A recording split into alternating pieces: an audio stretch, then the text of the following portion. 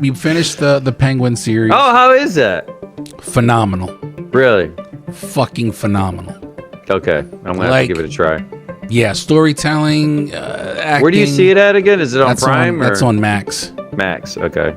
And then of course, so I years ago when the Batman came out, I started to watch it, never finished it. So when we watched Penguin and finished it, I was like, I gotta go now, because Penguin takes place 7 days after the Batman movie, after the time. Oh, wow, timeline. Really? Yeah. So the flood at the end of, spoiler alert, if you didn't watch the Batman, there's a flood at the end of that movie. Mm-hmm. This flood, then 7 days into it is when the Penguin series starts. That's cool. Yeah. So I'm glad they did it that way. I love it. There's no mention of Batman in it, and until the very, very, very end, the last shot is the Batman signal shining. But it's just the Penguin, and Colin Farrell kills it. He kills it. The acting, you get lost in it. You feel like you're in Gotham. You feel like you're watching these crime families in Gotham. Like, it's cool. Yeah. It's not cheesy. So yeah, we watched that. We're getting ready to watch.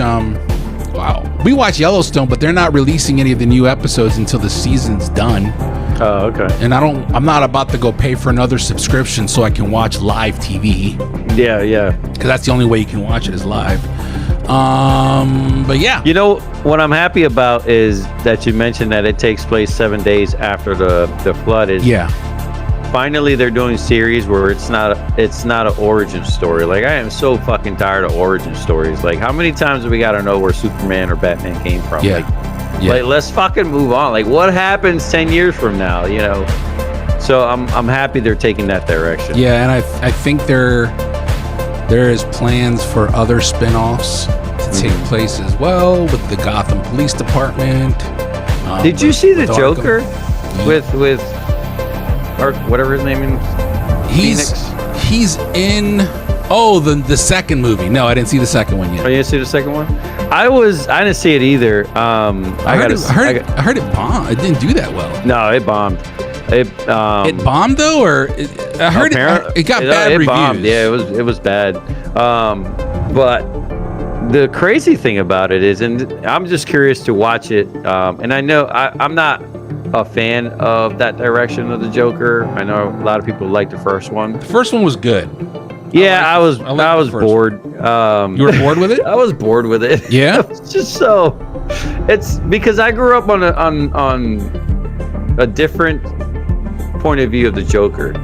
You know what I mean? Not the whole deep dive into the lighter side. I wouldn't say lighter side, but compared to the Joker, the lighter side of the mental breakdown. Gotcha. Because if you really look into the Joker comics, like, holy shit, he is fucked up. No, yeah, I get it. You know what I mean? So they you didn't like the. But what's crazy is that the director said that this isn't the actual Joker. This is just a person who labels themselves as the Joker, but it's not the Joker. And so here's my thing with that shit. You heard about that, right? No, I didn't hear about that. But well, okay, I'll take a step back here. I don't remember hearing it like that, but I do remember hearing like this isn't the comic book interpretation. What are we doing? Yeah. I'm not a big fan of it. I'm not.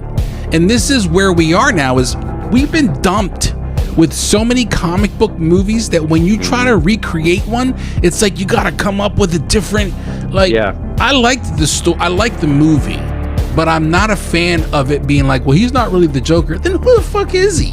What are we doing? What are we doing? That's what I mean. 31% right now on Rotten Tomatoes. Oof, that's low. Yeah, that's what I mean. Like, we got so inundated with origin stories that we got bored. Yeah, it's boring. Like, come out with something. We already know what the story is, and for those that don't know what the story is, read a comic book. Yeah, get caught up. Like, do your research. Like, don't punish everybody because Joe Schmo don't know where the origins come from. There's like 1,000 comic books they can read. Yeah. Or if they're interested, if you make a movie that interesting, like The Penguin, somebody who probably never heard of the Penguin will watch the show and be like, you know what? I'm intrigued. Let me figure out where this Penguin character comes from. That's how you do it. So I'm actually pleasantly surprised and happy that they took that direction. It's 8 episodes. You'd love it. I'll give you my. I'm gonna watch it. I'll give you my Prime, and you can because I have Max through there. You can watch it. But yeah, I highly recommend it because they keep the raw. And this is why I like the Batman. Alexandra isn't a big fan of this version of the Batman.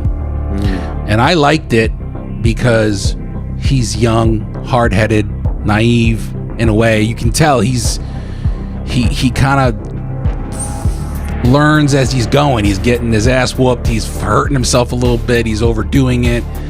But the rawness and the grittiness, that noir feeling I got when I watched the Batman, it kind of kept that pace continues into the Penguin. The cinematography, the color grade, that's cool. The style of it, yeah. Even the way the title is, it's the Batman, it's the Penguin, it's the same font, so I like that consistency. Yeah. Because it makes me feel like I'm in this universe, and so I'm kind of curious as to where they go with it.